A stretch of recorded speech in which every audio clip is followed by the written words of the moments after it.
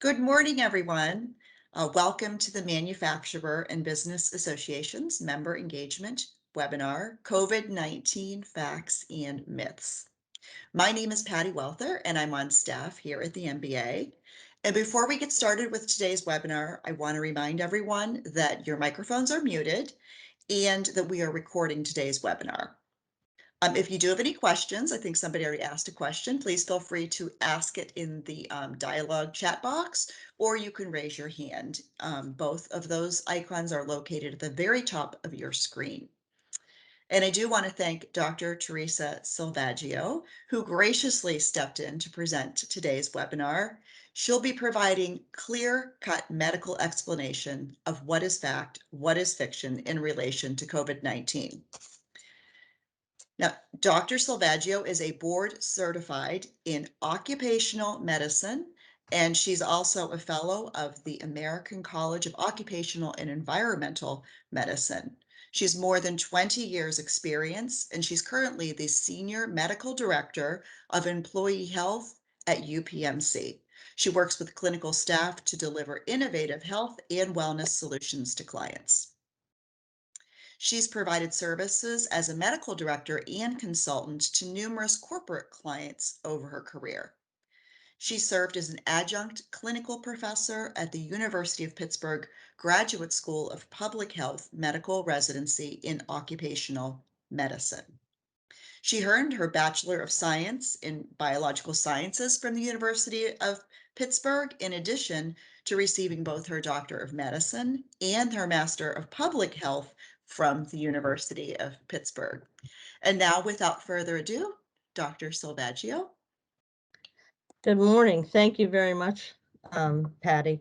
And thank you for the invitation to come and talk to the audience about the COVID vaccine myths and facts. Thank you for presenting. No problem. It's a very confusing time. I don't think any of us have ever been in a pandemic before, so I think we all were try to muddle our way through. So hopefully today will give you some information that will help enlighten you at least a little bit on the vaccine. The purpose of the presentation is basically to give you some facts about COVID, give you a little bit of information about the vaccine development, talk about vaccine safety, some updates, and then talk a little bit about some of the myths and misperceptions that are out there. Basically, these are some statistics that these were as of the 7th, so a little over a week old. There's about, at that point, there were 46.5 million cases in the US of COVID-19 and about 250 million cases globally. COVID-19 is the name of the illness that you get if the virus enters your body. The virus is SARS-CoV-2. So that's a distinction between SARS-CoV-2 and COVID-19. There's about 754,000 deaths in the US and about 5 million deaths globally from COVID-19. In Pennsylvania, we have almost 1.6 million cases and 31,000, almost 900 deaths in PA. As of last week, the positivity rate was 9.3 with an incidence rate of 165. Actually, they update that dashboard every Friday, and as of last Friday, the positivity rate had increased to 10.3. And the incident rate is now 189 cases per 100,000. So there is a little bump up in the cases. We were seeing a little decline in the last week or so. We've seen some increase in cases. Luckily, less hospitalizations, but definitely an increase in cases. Mainly the deaths that we're seeing right now are among the unvaccinated or not fully vaccinated, and that number is about 6 times higher than the fully vaccinated in Pennsylvania. Those deaths also are attributed to some comorbidities in individuals that have contracted COVID-19. The hospitalization incidence is about 3 times higher among the unvaccinated in PA.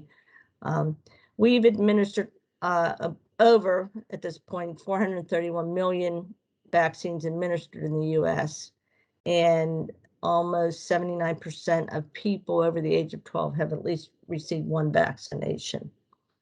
And these statistics are from both the Pennsylvania Department of Health and the CDC. The most predominant variant right now, it's like 99.7% in Pennsylvania and pretty much throughout the United States, is the Delta variant. And you'll hear discussion about variants of concern. This is not the same variant we started out with back in December of 2019. The Delta variant, coronavirus is an RNA virus, which they all mutate over time. Some more than others, and coronaviruses are not any different.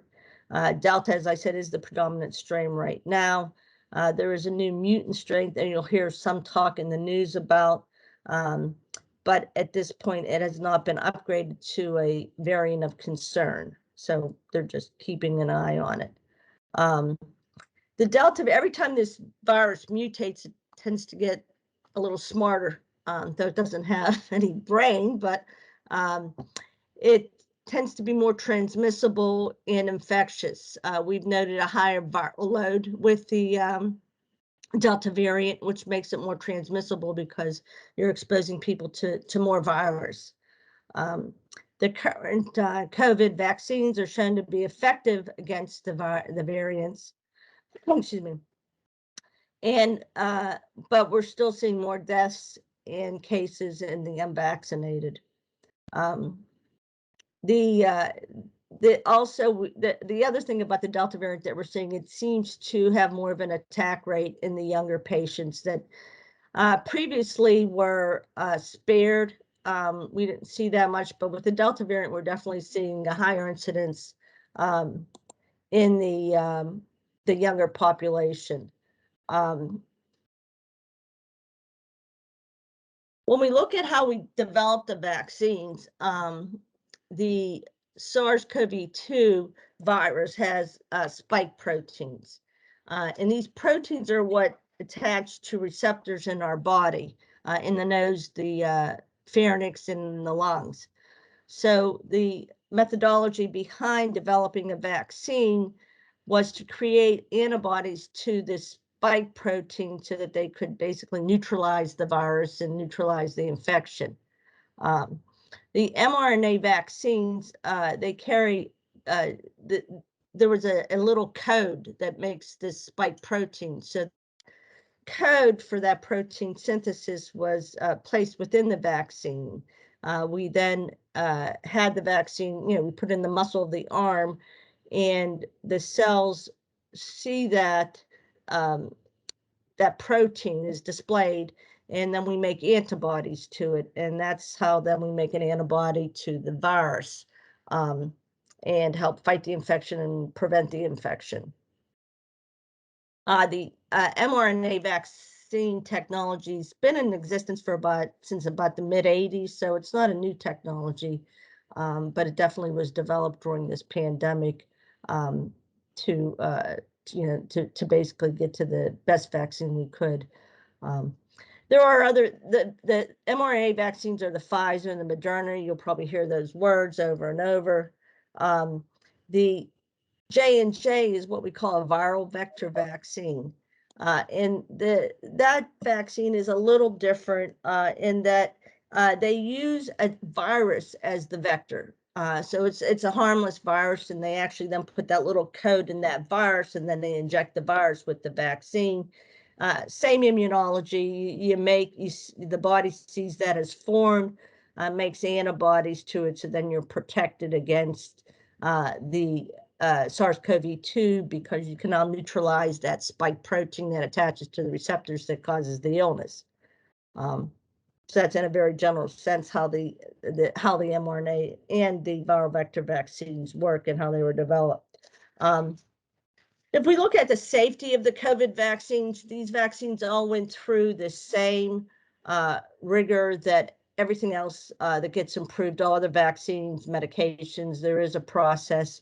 And as I said, they had been working on this type of vaccine. It was just very accelerated during the pandemic, so that we could get vaccines out to the general population. Again, when something goes through the FDA for approval, there are clinical trials. This was not any different. These vaccines all went through the 3 phases of trials. And it actually, even now, after we give the vaccine, there's a 4th phase that we monitor people for side effects, for efficacy. So it's an ongoing evaluation.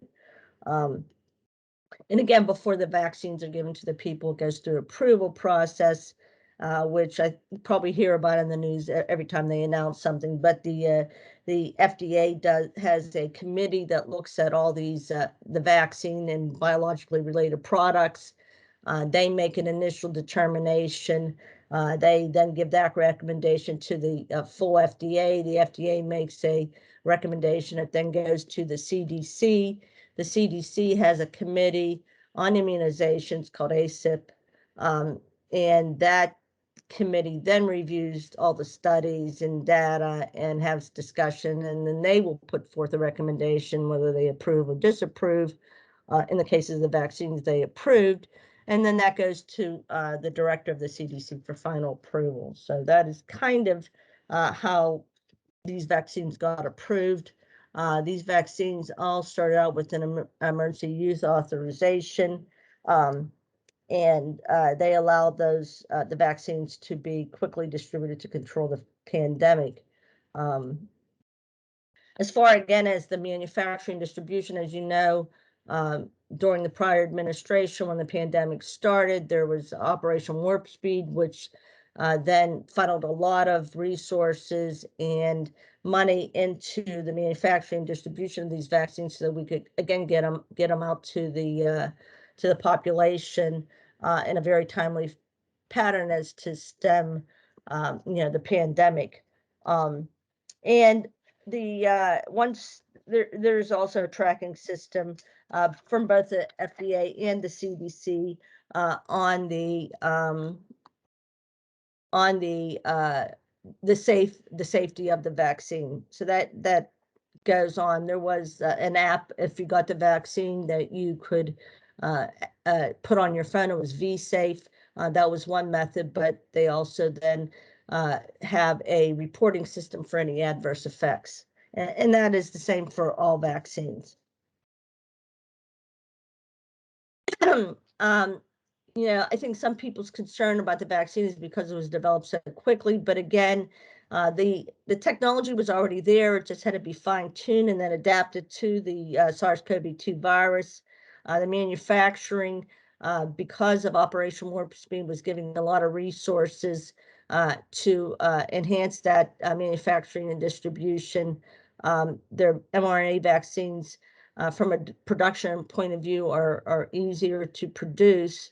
And the FDA and CDC were continuing to evaluate the vaccines. So they went through all the appropriate channels and processes for approval, and there weren't any shortcuts during that process.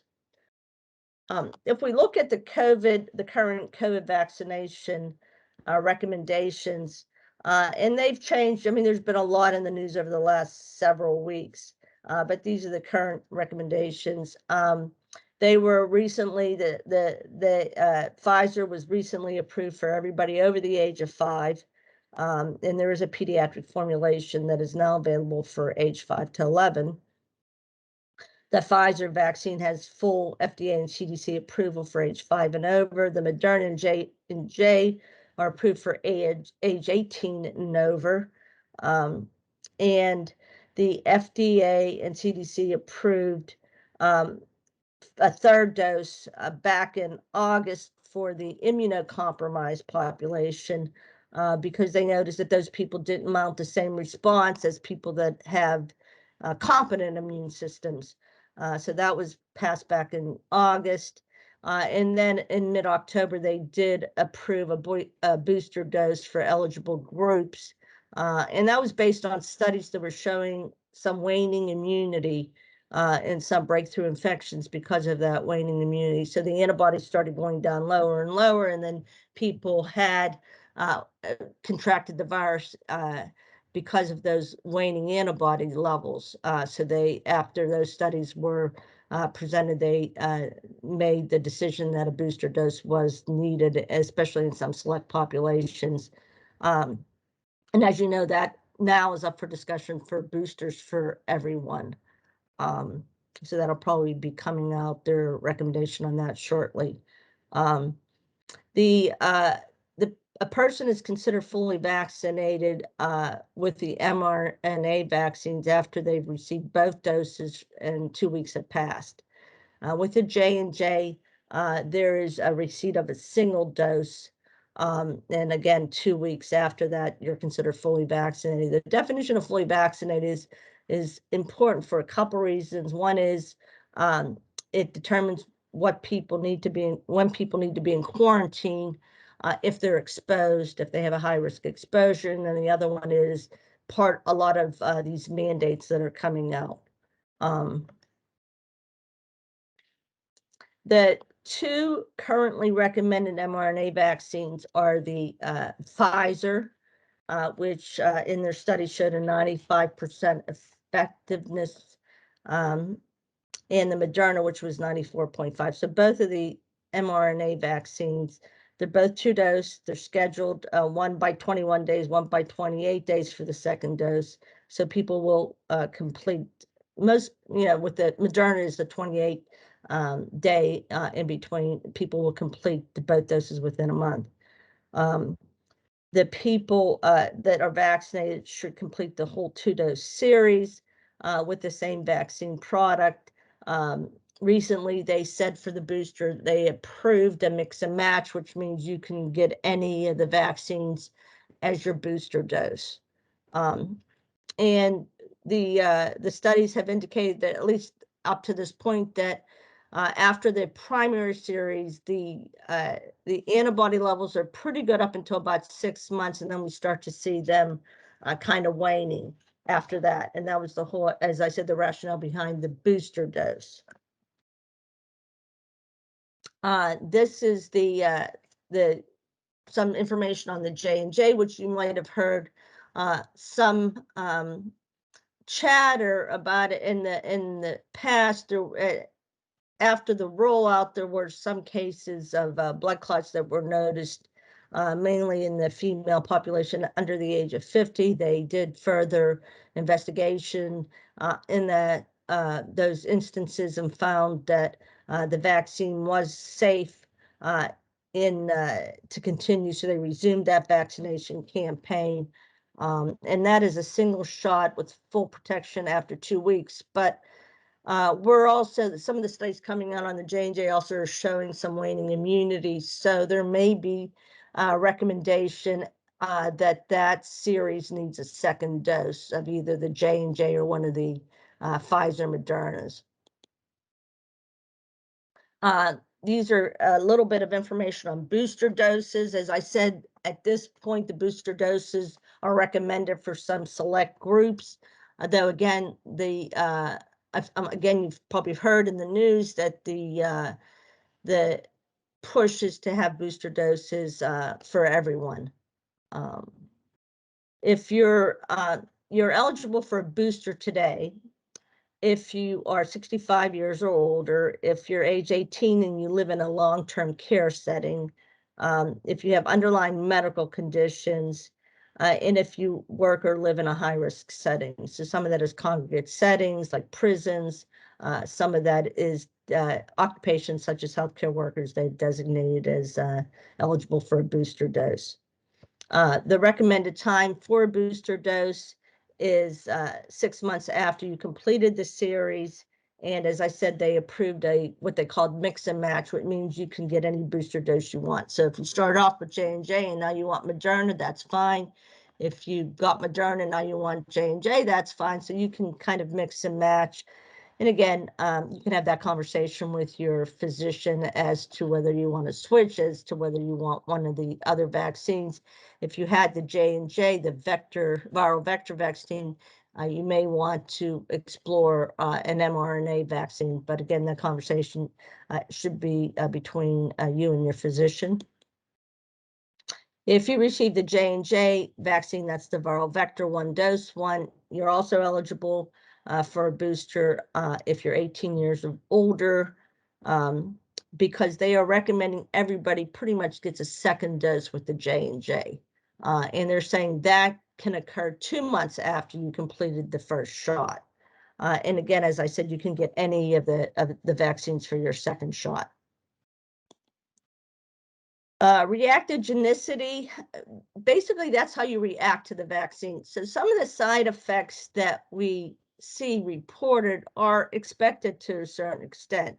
And there are some people more reactive to a vaccine than others. And you probably have seen that with other vaccines that you may have received or that your children have received. So everybody kind of reacts to it differently. That whole process is called reactogenicity. But what we look at that in the lay population is pretty much side effects that you have after the vaccine. And we see probably more of that after the second dose, just because you've already had an immune response to the first. And now we're increasing that immune response so that you get to a level where you can fight off the virus. As I said, the side effects are not necessarily a bad thing. They mean that your body's doing what it's supposed to be doing and mounting an immune response. Those side effects are usually short-lived, and you should always complete the whole series, which is a second dose for the mRNA vaccines, and probably, as I said, what's in the works now is a second dose for the J&J also. Just a little bit more, they were following out the side effects on people, if especially if they signed up for the VSafe app, and there were other apps through different municipalities, the county health department, and other public health venues that were falling side effects too. Mostly what people complained about were fever, headache, and muscle aches. There weren't any significant safety concerns. As I said, we've administered over 4 million of these in the United States alone, let alone in the world where there's been administered billions. And the only consideration is people that have had severe allergic reactions to the first dose. Again, those people should consult with their primary care doc as to whether there's an issue getting the second dose. But even with the second dose, some of the allergists, if they have found ways to still give people the second dose by just kind of breaking down those doses and not giving them all at once. Okay. These are some information on the efficacy, the studies that were done on the vaccines. All the vaccines that are approved, the vaccines that are approved at this time are, as I said, the Moderna, Pfizer, and J&J. They all demonstrated efficacy in a range of 65 to 95 against symptomatic laboratory confirmed COVID in adults greater than the age of 18. And the efficacy was demonstrated across different populations, the old, the young, individuals with underlying health conditions, and different races and ethnicities. As I said, for the 2 mRNA, I think the prior slide basically said they were kind of in the mid-90s for efficacy. It also, Pfizer is the one that is now approved for the younger population. And again, those efficacy studies also showed a very high efficacy in those younger age groups also. And the vaccines are really meant to prevent against severe disease and death and decrease hospitalization. So there's still, that's the main intent of them. Though if we can decrease transmissibility, which we do with the vaccines, that also obviously helps stem the pandemic and the ongoing incidence of the disease. So take-home messages, there was high efficacy with all these vaccines in preventing serious disease, hospitalization, and death. And again, this is some of the things we've already talked about as far as the efficacy, also the studies about the waning immunity, and that is why they recommended the booster doses. And then the third dose is for the immunocompromised, because we definitely saw just a decreased immune response in those people that either through, natural innate causes have an not an immunocompetent system, or because of medication or something like that that makes them more at risk. And as I said, booster doses are approved, as are the mix and matching. So these are some of the common myths that you might have read about or seen on the internet. Do COVID-19 vaccines contain microchips? No, they do not. Can receiving a COVID vaccine cause you to be magnetic? No, there is no metal in any of the vaccine manufacturing. Will COVID-19 vaccine alter my DNA? No. The vaccine, that little code, never enters the nucleus of the cell where the DNA. It's just basically in the muscle. And it doesn't enter into the nucleus of any of the cells, even in that muscle, that when you start to make the antibodies to the spike protein. Can a COVID vaccine make me sick with COVID? No. There is no live virus in that vaccine. Can it cause variants? No, again, because there is no live virus. The side effects you feel are not COVID-19. They're the side effects from mounting an immune response from the vaccine. That's what it's supposed to do. Will affect my fertility? No. Excuse me. No, currently no evidence shows that any vaccines, including the COVID-19 vaccines, cause fertility problems in women or men. We'll talk a little bit about the vaccine mandates, which, there's a lot of news now about that. They came out the first week in November with some more definitive recommendations. This slide, I just have a couple corrections on it, because they further clarified the federal contractors mandate and the CMS mandate, which is the Center for Medicare and Medicaid Services. And I'll go over those. Some employers had already put the mandates in place. Some states have put mandates in place. The federal government, through President Biden's COVID-19 action plan, issued mandates through different paths that are be effective January 4th of 2022. Excuse me. He first came out with his COVID action plan in September and basically announced that there would be further direction on this, and that came out in November. The federal mandate, he also put out a federal mandate for federal workers back in the summer, extended that to federal contractors. So anybody that does work for the government as a contractor are mandated to vaccinate. This says test. They clarified that there is not a testing option with either the federal contractor mandate or the CMS mandate. It is vaccinate. The only option for testing is the mandate that came out through OSHA, which applies to employers with 100+ employees, and that mandates vaccination requirement or to test weekly. And again, there are exemptions that are available for both medical and religious exemptions for the vaccine, but those processes will have to be developed probably at the company level, at the employer level. They haven't issued any recommendations from the federal government on that, other than they have allowed for exemptions for federal workers, so that most likely will also, pass down to the other people that are mandated. The other part of that is that beginning December 5th, of this year, all covered employers must ensure that their unvaccinated employees are wearing a face mask while in the workplace. So as I said, there's a lot of discussion about mandates. There's information coming out about the mandates every day. There's employers that are now gearing up to meet those mandates. So a lot of activity.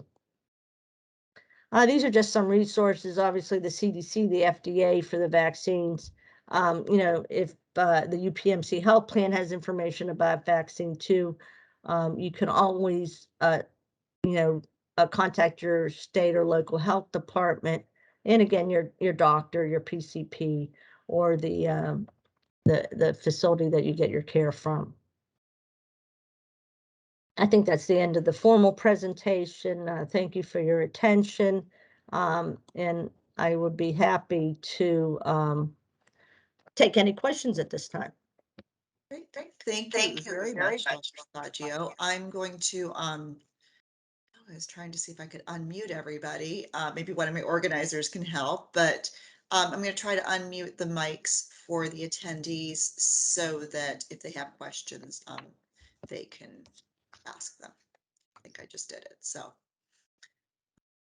anybody has questions, please feel free to either raise your hand or go ahead, just ask, because I think you're unmuted.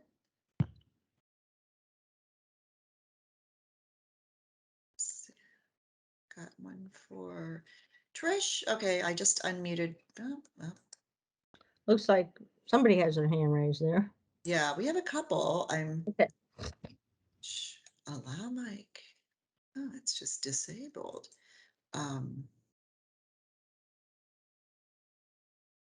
They covered. I'll read some of the ones in the chat too, Patty. Okay, I was going to say I'm going to try Chip. So Yep. Chip has a question Okay. too. I'm going to see if I can Okay. allow his mic. Maybe it's just something. Who are the covered employers? So depending on what mandate you're looking at, the covered employers for OSHA are those that have more than 100 employees. The employers for the federal contractor is basically anybody that has is contracted by the federal government to do business with them. So they're a contractor. The CMS, which is the Center for Medicare and Medicaid, basically within that mandate, they said that everyone in your healthcare facility, um, whether they're patient facing or not, whether they deliver clinical services or not, are covered under that the CMS mandate. Okay, so my question is, since I've been sick with COVID, do I still have antibodies? Well, that's the issue, is that you probably have some antibodies. We're not sure how long they last as far as from a natural infection. It appears to be that those antibodies start to wane. And a study actually just came out this week that showed that people that had natural infection and did not get a vaccine were about 5 times more likely to get another breakthrough infection than people that were vaccinated. So the thought early on with the research that came through where those antibodies might last around 3 months or so. And we know that the ones from the vaccine last longer. And the whole issue with some of the breakthrough cases with the vaccine has been the variants too, and the way it's a combination of the variants changing a little bit and the antibody level waning. So we advise everybody to get vaccinated, even if they've had a natural infection. And I If think sorry. Chip had a question too. Chip, Okay. would you mind asking it in the chat box? I unfortunately can't disable the, I can't open up the mics. Will another booster be required in another 6 months? That may be likely. Again, since we're kind of new in this process, we continue to follow the studies and see where people's antibody levels wane. So it might be. I think that somebody else said something about flu. It might not be any different than flu. Flu, you get a different shot every year because there's different circulating strains. Those strains also change year to year, and that's why you get a different flu shot. If vaccinated, can you carry the virus, and should you quarantine? No, you're not carrying any live virus. So you don't have to quarantine if you get the shot. It's not a live virus vaccine. But don't variants change with all diseases? As I said early on, yes, with the viruses will all mutate. And I don't know if we have Chip's question in there or not Chip yet. hasn't, I got directions on how, I'm gonna try one more time to go in and unmute, so. Yeah, so I think if you have a question while we're trying to get that unmuted, if you want to put it in that chat, I can see those, so I can definitely address those. Why can't we give blood? What is the problem with that? That tends to be mostly because I think of the side effects. They're not sure if people, you have side effects. You can get a fever and that type of stuff. So that they want to make sure that people, those side effects, whether they're coming from the vaccine, because people coincidentally, I've heard many stories, and I'm sure you all, I got the vaccine. I thought I just had some fever and soreness from the vaccine. And in fact, they had the disease, just coincidentally, it happened to be at the same time they got the vaccine. So if you get the vaccine and you have some side effects in it, they don't go away in a day or two. Or if they get worse, if you lose smell or taste, then you should definitely get tested because you might have coincidentally contracted COVID at the same time. Okay, I think I did unmute, so. Okay, so can someone get COVID twice? There are some reinfection rates that have been noted, to be honest with you. So yes, you can get COVID twice. The likelihood of getting COVID twice if you get vaccinated is much less than if you don't. And that has a lot to do with the variants. And that's where we're seeing some of the reinfection was in different variants, a different strain. It's like you can get flu more than once, right? So same idea. Do what's this one here? Okay.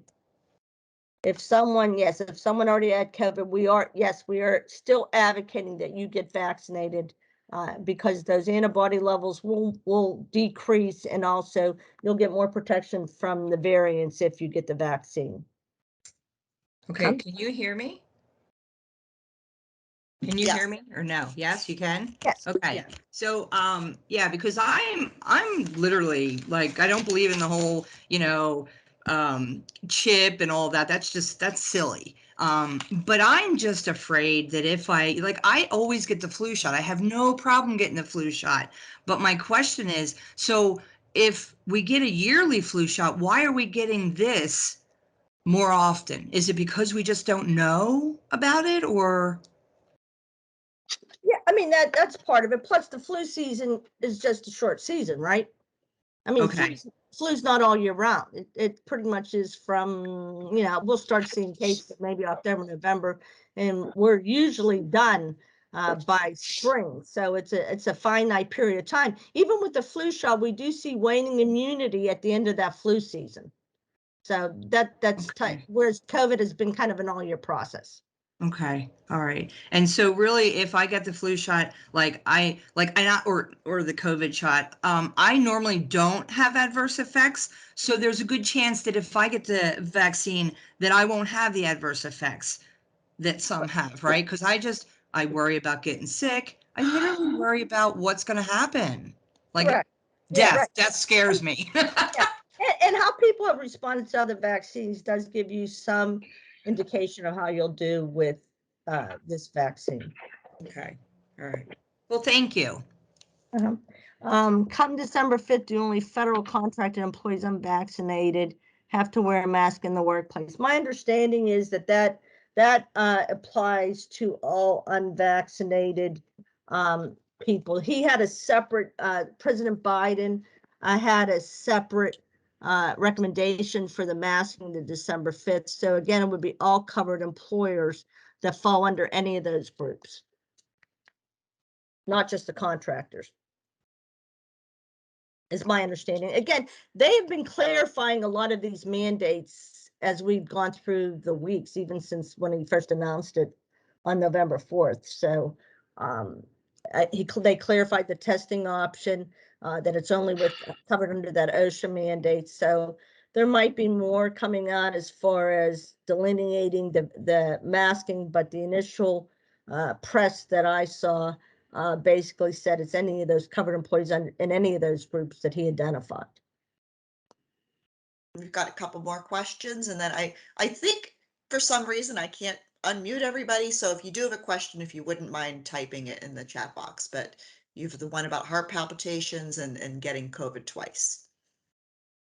Yeah, I would prefer not to talk about people's personal medical conditions, to be Okay. honest with you. So I want to address that one. That should be a conversation with your physician. But if you look on the CDC or the FDA website for any of these vaccinations, truly the only contraindication is if you've had a severe allergic reaction to the specific components in those vaccines. So I'll leave it at that. And the other discussion should probably be one-on-one with your PCP. Can someone get COVID twice? I think we answered that. Yes, there is reinfection. That mainly has to do with the variants. With employees who decide to get tested, what process would you recommend?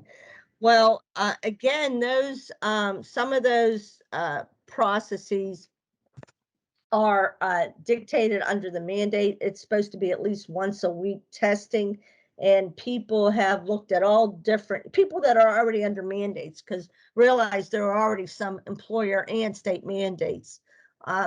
Those testing, some of those are all different.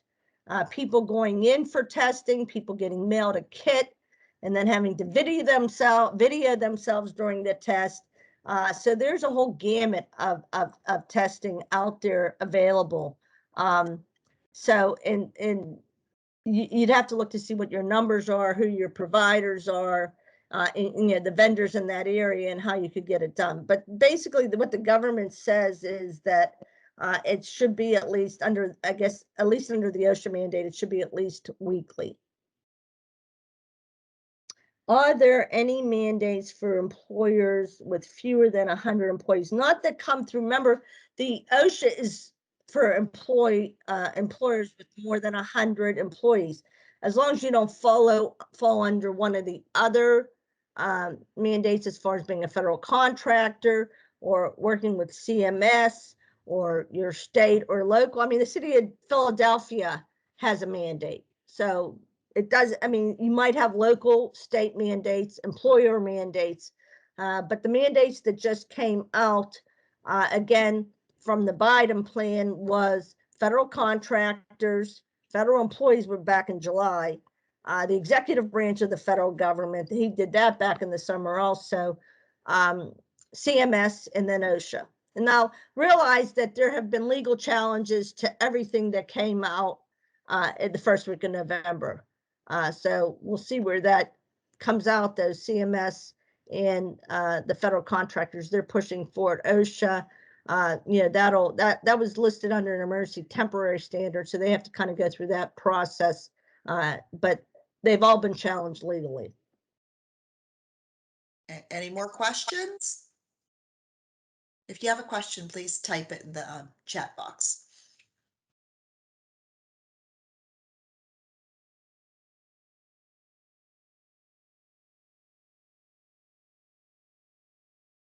Okay.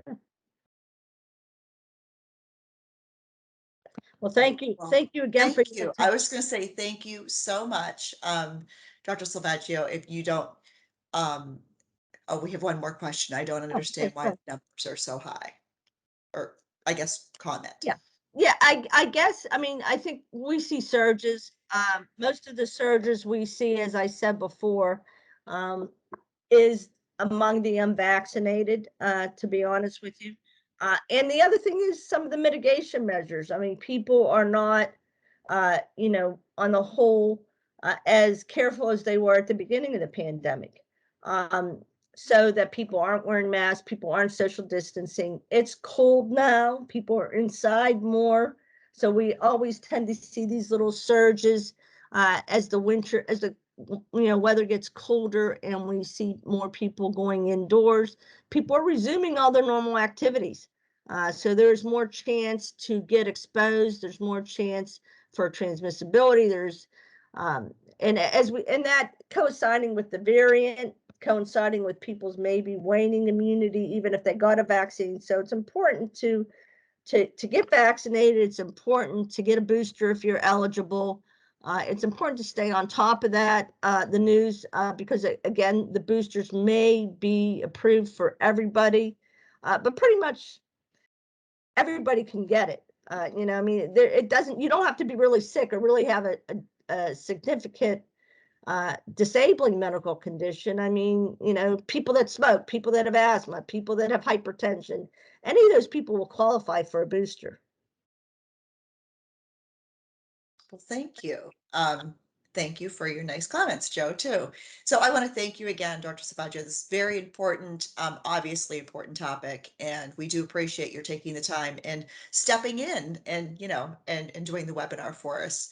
So we did record today's webinar. I'll be sending it out to everyone. If you do have questions, save the date. I know a totally different topic. We'll be talking about global trade compliance for logistics next month. We hope to see everybody then, but thank you so much. And I hope you all have a wonderful day and happy Thanksgiving as well. Thank you. Same. Thank you. Thank you. Bye-bye. Bye.